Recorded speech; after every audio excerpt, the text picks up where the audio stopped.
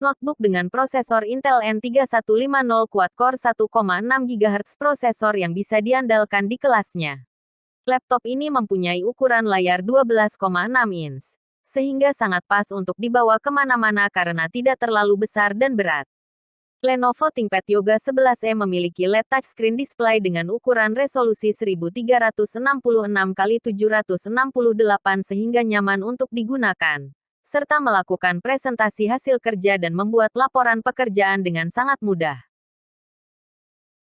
Dilengkapi dengan berkapasitas 4 GB serta penyimpanan data SSD sebesar 128 GB untuk menunjang kinerja laptop sehingga proses eksekusi program menjadi sangat cepat.